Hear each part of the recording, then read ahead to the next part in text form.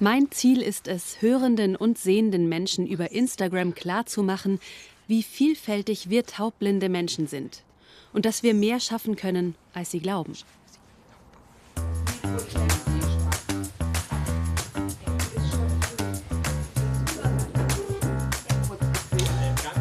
Hallo, funktioniert das? Super.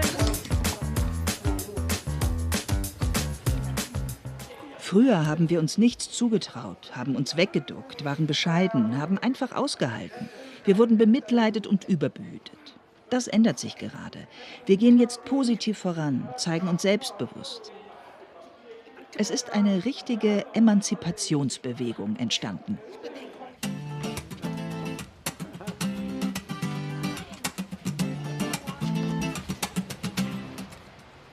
Wir Taubblinde müssen uns zeigen. Wir dürfen uns nicht zu Hause verstecken. Wir müssen raus, Kontakte knüpfen, uns miteinander austauschen. So bekommen wir mehr und mehr Anschluss und Kontakte.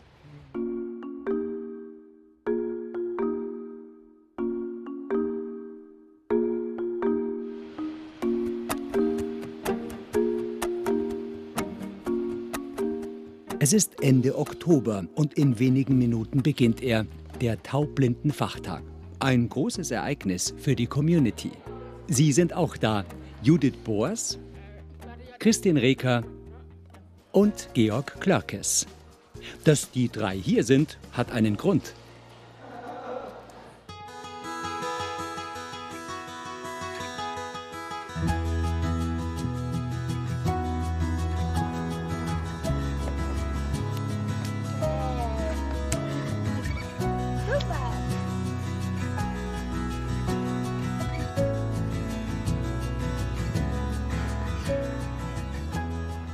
Zu Beginn meiner Schulzeit war mir gar nicht bewusst, dass ich Ascher habe. Für mich war das normal. Aber dann in der Pubertät merkte ich, bei mir ist irgendwas anders. In der Pause konnte ich nicht mit Fußball spielen, weil ich ständig mit jemandem zusammengestoßen bin. Ich konnte einfach nicht mitmachen. Da war ich anfangs schon sehr traurig. Gehörlos geboren, trägt Judith seit ihrem 2. Lebensjahr ein CI. Die Diagnose Ascher bekam sie mit 12. Ich sehe sehr schlecht, nur noch 3 Grad. Hören tue ich ganz gut. Meine Familie ist hörend und hat mich sehr gefördert, sodass ich gut sprechen und hören kann. Das habe ich geübt und geübt. So sieht Judith nun.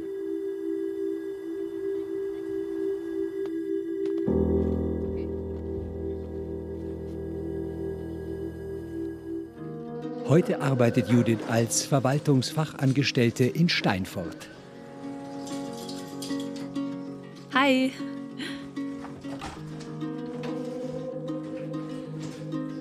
Kommt her, schaut mal.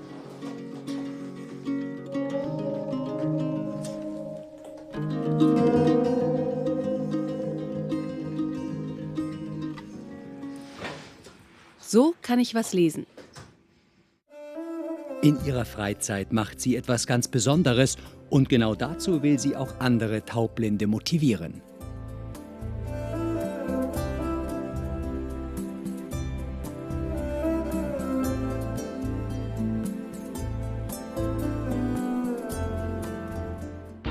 Und sie wird Judith dabei helfen, Christine Reker.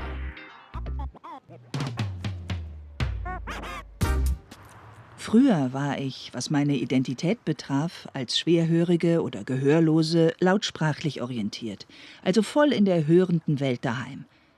Das ist jetzt anders. Ich bin nun gebärdensprachlich unterwegs. Darauf bin ich auch ein bisschen stolz. Ich bin selbstbewusst. Meine Identität und meine Forderungen sind heute klar. Ich brauche die Gebärdensprache, ich brauche gutes Licht, spezielle Brillen, die passende Ausstattung. Barrierefrei für meine Hörsehbehinderung. Ich verstecke mich nicht mehr, so wie ich das früher getan habe. Heute zeige ich deutlich, was ich brauche. Und ich bin stolz zu sagen, ja, ich bin taubblind. Noch sieht Christine relativ gut.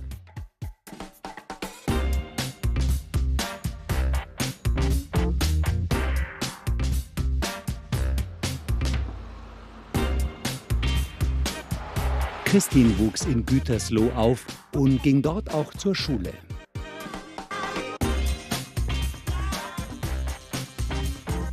Mit 30 Jahren bekam sie ihre Diagnose.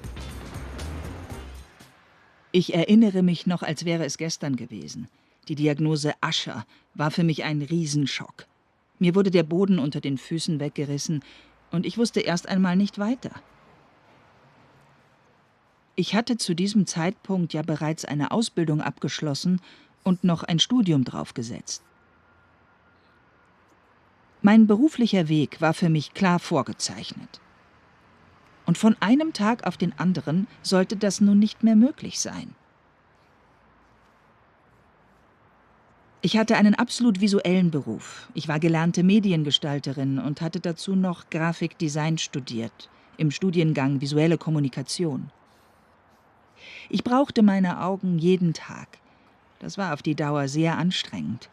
Und mit Usher einfach nicht mehr zu machen. Es war ein längerer Verarbeitungsprozess von 1 bis 2 Jahren. Und dann kam die Suche nach dem Was nun?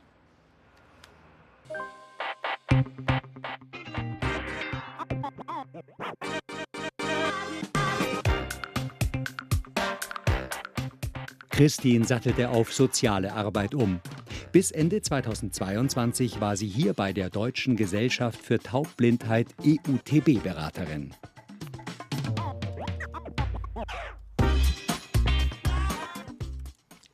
Als wir im Herbst 2022 erfuhren, dass die EUTB-Beratung ihre Türen schließen muss, waren wir alle geschockt. Denn ab 2023 hätte es dann kein Angebot mehr für Taubblinde in Nordrhein-Westfalen gegeben. Das hat uns große Sorgen bereitet. Wir haben überlegt und überlegt. Es musste ein neues Projekt mit Angeboten für taubblinde Menschen her. Aus unseren Überlegungen ist ein Konzept mit den Schwerpunkten Selbsthilfeförderung und Empowerment entstanden. Ja, und damit hatten wir Erfolg. Die AOK hat unseren Antrag genehmigt. Das Projekt heißt Handfest, Peer-Akademie für Taubblinde. Im Team mit dabei sind Uwe Zelle, taubblind, und Regina Klein-Hittpass, schwerhörig.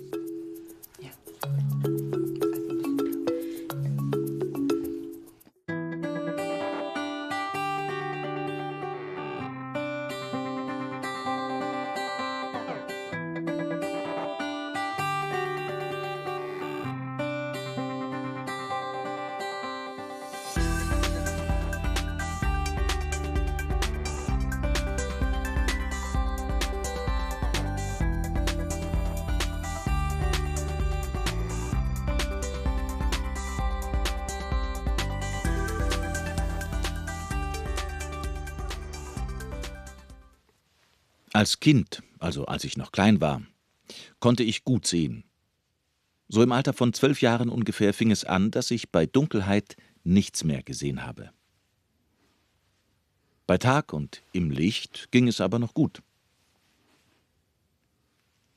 Als ich dann so um die 40 war, wurden die Augen immer schlechter. Ich sehe seitdem alles verschwommen, wie im Nebel.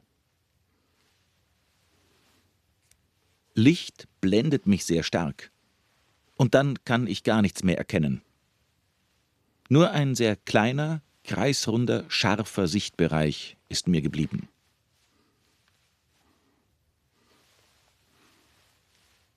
Der Rest verschwimmt komplett im gleißend hellen Nebel.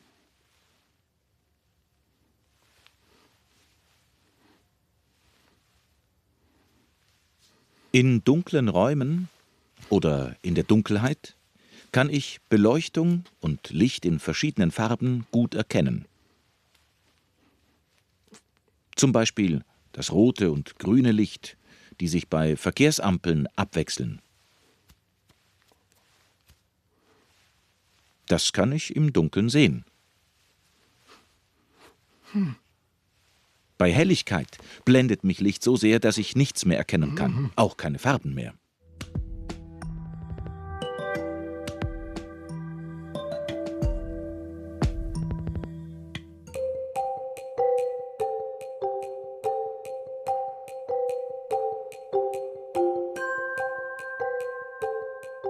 Georg kam in Krefeld zur Welt. Er ging in Köln und Dortmund zur Schule. Nach der Realschule machte er eine Ausbildung. Ich war früher von Beruf technischer Zeichner. Da habe ich Pläne gezeichnet. Aus diesem Grund habe ich ein gutes räumliches Vorstellungsvermögen. Als ich dann immer weniger und weniger gesehen habe, habe ich mich daran erinnert, dass ich früher, als ich klein war, mit solchen Legosteinen gespielt hatte.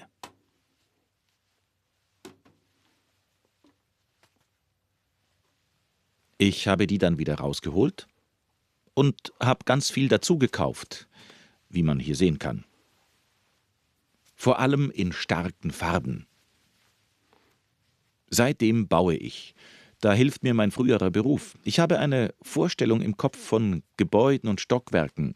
Und auch wenn ich jetzt nichts mehr sehen kann, so kann ich doch Gebäude erschaffen. Das macht mich froh. Ich war mal im Urlaub auf der Akropolis. Dort habe ich Fotos geschossen. Im Traum erschien dann das Bauwerk mit all seinen Säulen vor meinem inneren Auge. Und so baue ich es dann nach. So kann ich das, was ich mal gesehen habe, durchs Nachbauen erfühlbar machen.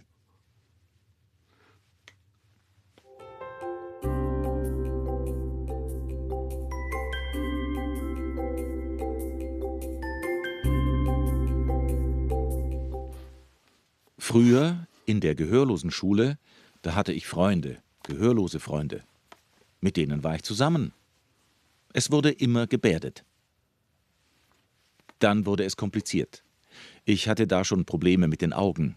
Die Kommunikation klappte nicht mehr. Es kam zu Missverständnissen. Zum Beispiel beim Volleyballspielen. Da habe ich den Ball immer nicht getroffen und fallen gelassen, weil ich ihn nicht sah und daneben griff.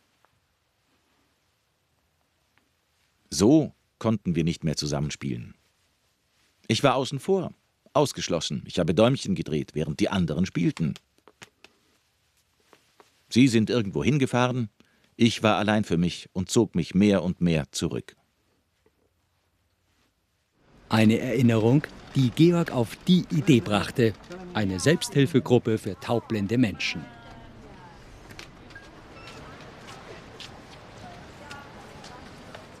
Gesagt, getan. Heute trifft sich seine Selbsthilfegruppe zu einer Museumsführung.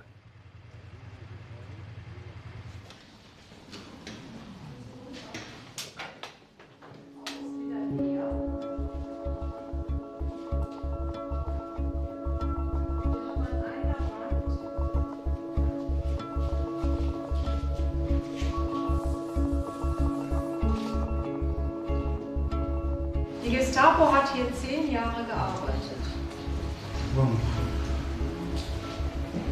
Bis zum Kriegsende, bis 1945.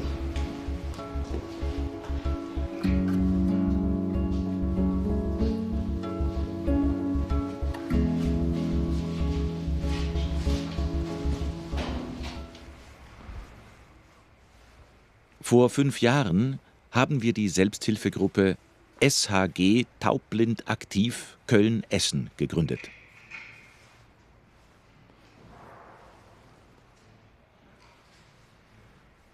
Sechsmal im Jahr, also so ungefähr alle 2 Monate, organisieren wir irgendeine Aktivität.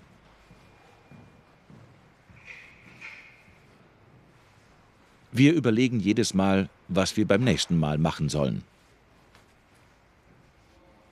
Das eine Mal gehen wir wandern. Dann gibt es Bewegungsangebote. Außerdem basteln wir gemeinsam, bauen was aus Legosteinen. Oder wir gehen, so wie heute, gemeinsam ins Museum. Immer so im Wechsel. Die Angebote sind 2 bis 3 Stunden lang und das Ganze findet 6-mal im Jahr statt.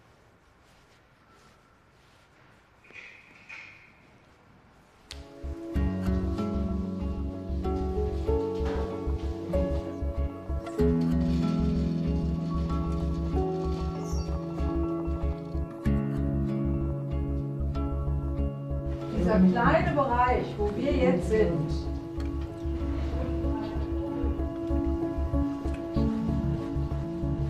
war ursprünglich die Wache.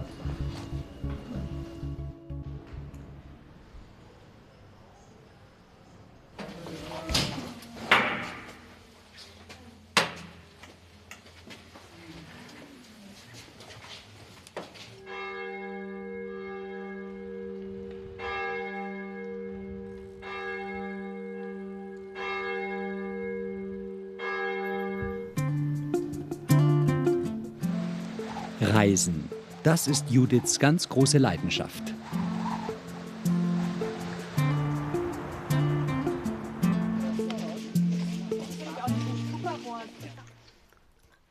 Schon als Kind war ich neugierig auf neue Länder, auf neue Kulturen und auf Natur. Meine Reiseleidenschaft ist groß. Man lernt immer wieder Neues kennen. Ich war zum Beispiel gerade erst in Nepal.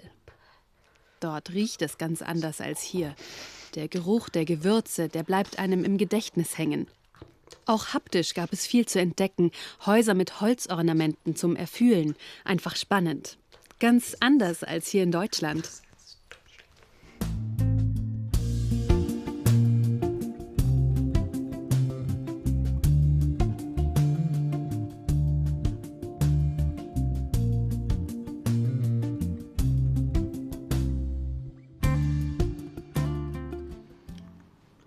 Als ich die Diagnose Usher bekommen hatte, da wusste ich gar nicht, was das war.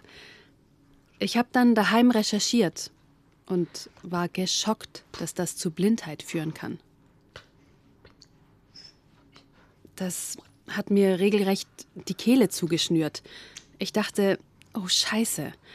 Ich habe mich gefragt, wie lange werde ich noch sehen können?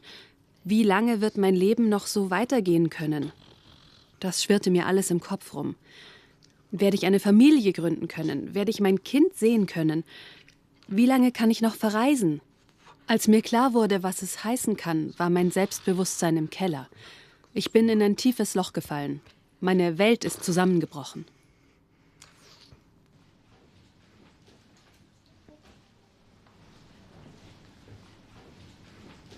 Hallo. Hallo. Schön, dich Alles zu sehen. gut? Auf geht's zum Gebärdenchor. Los, komm. Ich hole mir nur schnell was zum Anziehen, weil ich friere. Ach komm.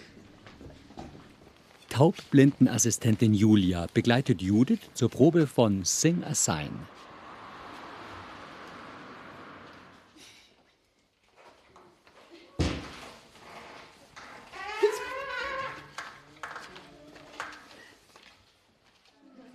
Für mich ist eine Taubblindenassistenz wichtig. So bin ich selbstständig. Sie sieht für mich zum Beispiel beim Einkaufen. Da habe ich Stress. Es ist zu viel für mich, bestimmte Dinge zu finden. Da unterstützt mich die Assistenz beim Suchen. Das spart Zeit. Oder hier im Chor. Da sind so viele Leute, da verpasse ich mal was, gebärde was falsch, weil ich es nicht sehen kann. Da unterstützt sie mich, zeigt mir an, wann ich dran bin. Oder beim Sport, beim Schwimmen. Das ist für mich allein schwierig. Die Halle ist zu dunkel und es gibt zu viele Menschen, die kreuz und quer laufen. Da führt mich die Assistenz, damit ich schwimmen gehen kann.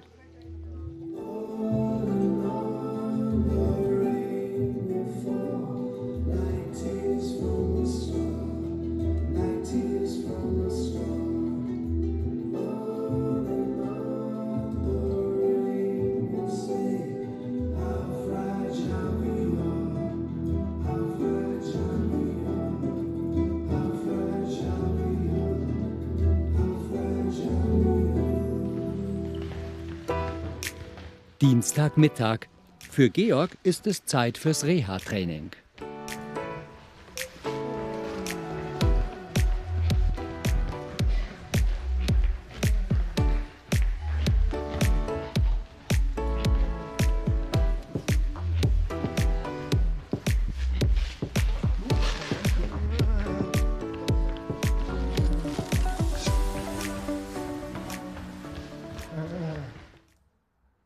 Hier kommen wir zusammen, jeder mit seiner Assistenz.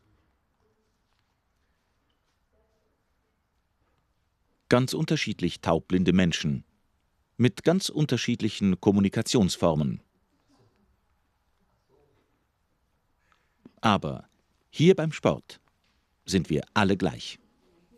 Hier bewegen wir uns, treiben Sport. Das tut gut. Ich denke, das sollte noch mehr werden. Miteinander in Kontakt kommen, sich treffen, austauschen. Ja, das denke ich.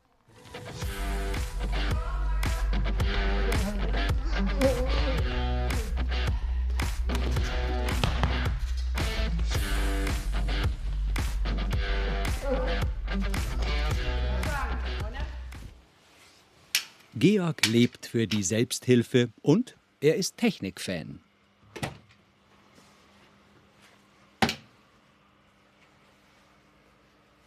Hallo.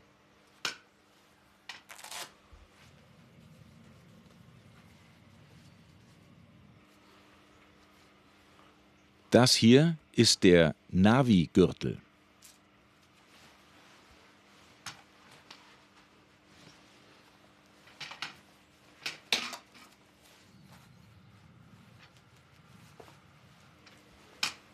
Gut. Er zeigt mir an, wo ich entlanglaufen soll.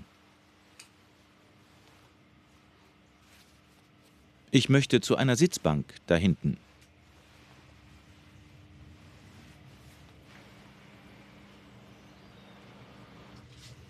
Das ist mein Braille-Lesegerät.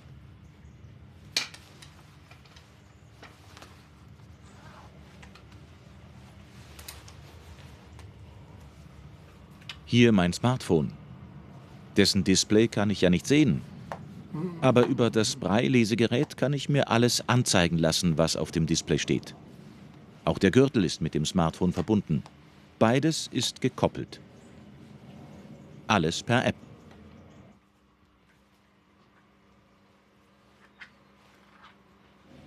So, jetzt schalte ich alles ein und los.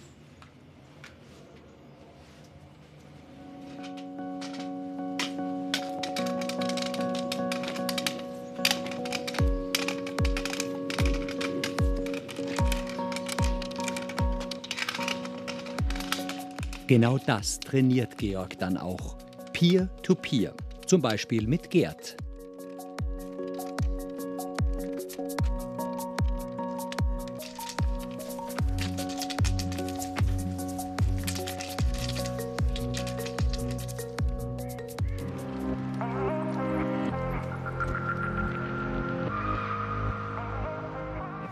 Letzte Vorbereitungen für Christine in Essen.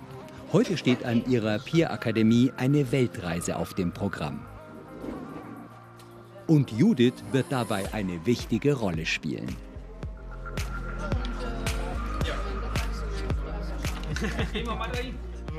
Schön, dass du da bist. Freut mich, dass du gekommen bist.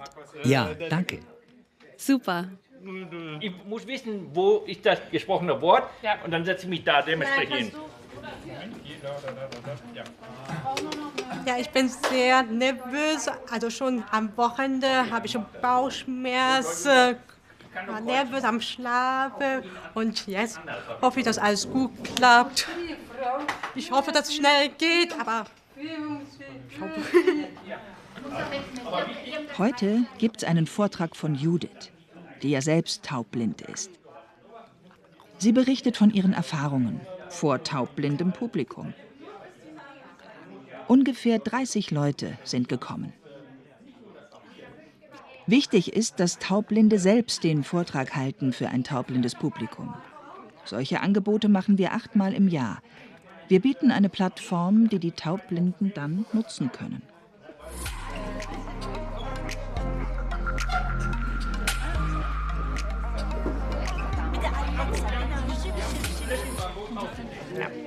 Das ist für taubblinde Menschen eine ganz tolle Chance.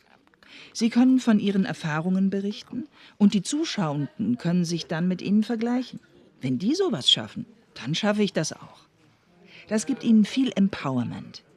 Sie begegnen positiven Vorbildern, merken, da kann ich vielleicht selbst etwas davon in meinem Alltag umsetzen. Diese Erfahrung zu machen, ist super.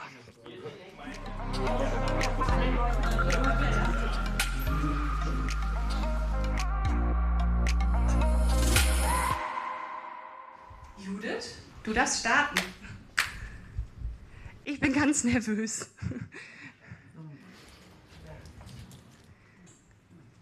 Genau, die Judith sagt, ich bin eigentlich ja gebärdensprachlich unterwegs, aber ich bin heute so nervös, ich würde gerne sprechen, weil dann klappt das mit den Gebärden nicht so gut. Einer meiner schönsten Wanderungen in Kanada, das Unterbild bei mir, sieht man das schmale Insel, also Halbinsel, der war wirklich sehr schmal.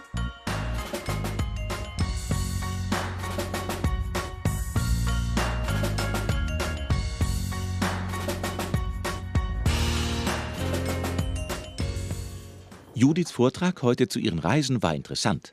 Einmal um die ganze Welt, so fühlte es sich an. Da würde ich auch gerne verreisen und nehme sie mir zum Vorbild. Der Fachtag, organisiert von Handfest und dem Landesverband der Taubblinden, ist nun in vollem Gang. Möchtest du mal probieren, wie man mit Ascher sieht?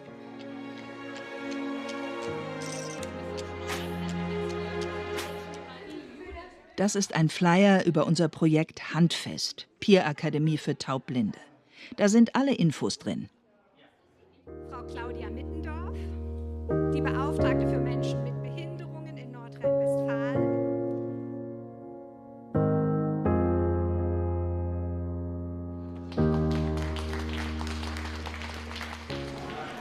Ich freue mich. Ich habe alte Bekannte getroffen, so viele Hände geschüttelt. Das macht mich glücklich. Ich bin nicht allein. Nein, das bin ich wirklich nicht. Ich bin sehr zufrieden. Mir geht's gut. Ich habe viele bekannte Gesichter gesehen. Gefühlt ist das für mich wie Familie. Deshalb freue ich mich, hier zu sein.